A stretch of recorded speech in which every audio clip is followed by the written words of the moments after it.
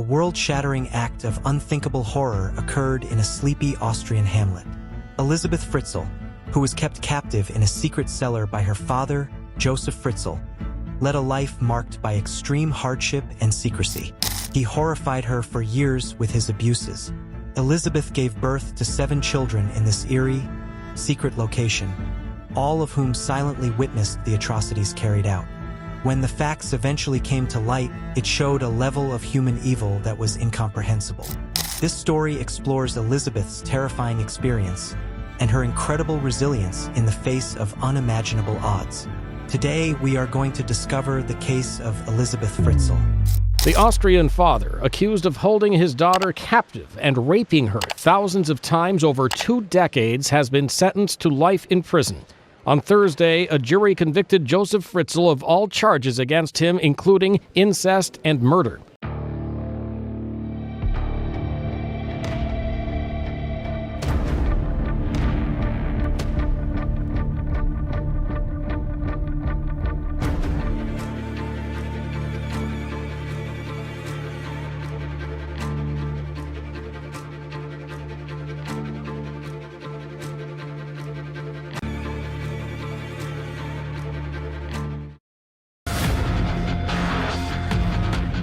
Josef Fritzl was born on April 9, 1935, in Emstetten, a small town in Lower Austria.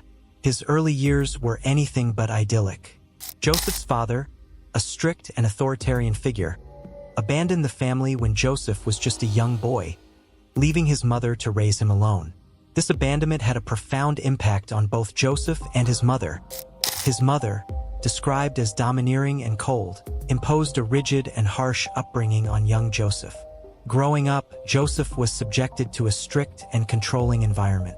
The absence of his father and the emotional detachment of his mother created a childhood marked by emotional neglect. This deprivation of love and affection, coupled with the strict discipline imposed by his mother, is often cited by psychologists as a potential factor in the development of his disturbed psyche.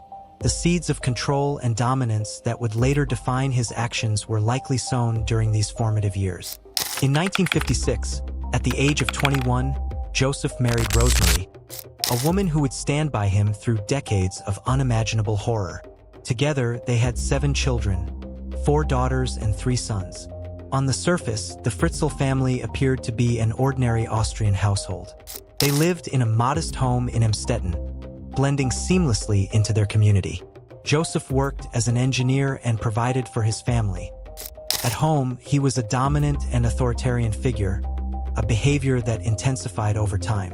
Rosemarie, described as a submissive and obedient wife, the horrors began in the late 1970s when Josef's dark tendencies took a terrifying turn.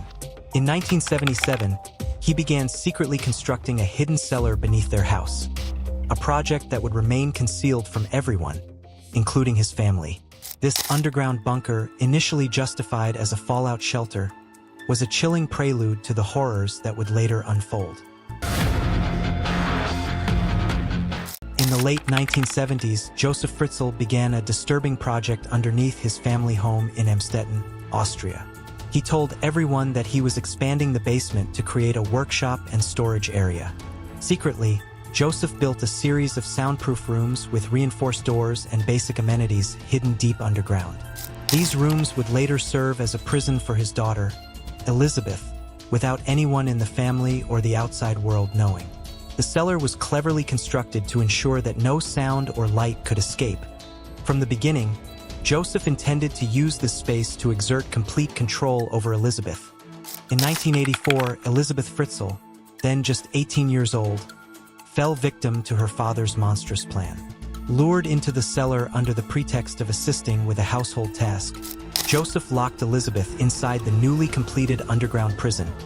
Thus began Elisabeth's unimaginable nightmare, a 24-year ordeal of confinement, abuse, rape, and psychological torment orchestrated by the one person she should have been able to trust unconditionally. The conditions in the cellar were dreadful. Elisabeth and the children she bore lived in a cramped, damp space with very little natural light.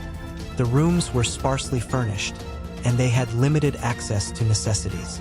Josef controlled every aspect of their lives, providing food and supplies sporadically and subjecting them to constant psychological and physical abuse. Elisabeth's suffering was not only physical or constant rape, but also deeply psychological. Whenever he felt angry, he used to rape her in front of her kids, who used to hear her mom's helpless screams. Josef threatened them with violence and further isolation if they tried to escape or reveal their existence, creating an environment of absolute control and manipulation. During her captivity, Elisabeth gave birth to 7 children. 3 of these children were raised in the cellar with her. Josef told his wife and neighbors that Elisabeth had run away to join a cult and left the children on their doorstep. The children's development was severely impacted by their imprisonment. Deprived of sunlight, proper nutrition, and social interaction, they suffered from physical and psychological issues.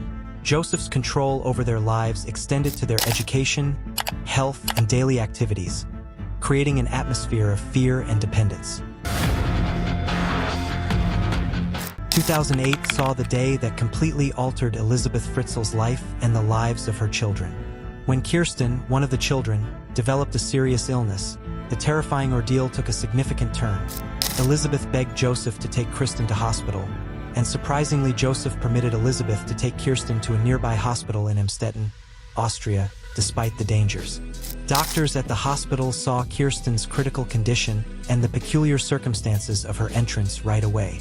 The way Elisabeth behaved alarmed the medical staff.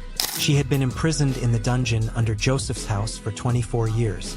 The doctors, alarmed by Kirsten's medical state and Elisabeth's behavior, began to ask probing questions. Their concerns intensified as they attempted to contact Josef for more information but encountered evasive responses and inconsistencies in his explanations.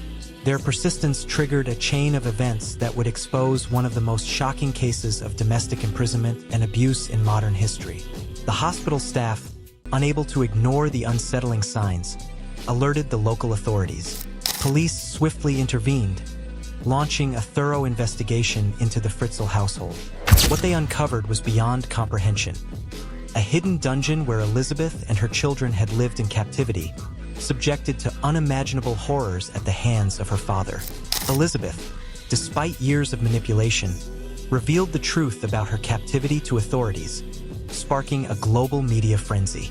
Authorities arrested Josef for his crimes and the conditions Elisabeth and her children endured. This marked the start of a legal process that aimed to seek justice. Josef Fritzl's arrest in April 2008 marked the beginning of a legal saga that would captivate and horrify people worldwide. Charged with an array of shocking crimes: incest, rape, false imprisonment, and more, his trial began in March 2009, drawing global attention. Throughout the proceedings, Fritzl's guilty plea was a grim acknowledgement of the suffering he inflicted. In March 2009, he was sentenced to life imprisonment. Following their dramatic rescue, Elisabeth and her children embarked on a challenging journey of recovery. They were given new identities and placed under protective custody to shield them from public scrutiny and ensure their safety. Extensive psychological and medical support was provided to help them cope with the profound trauma they endured.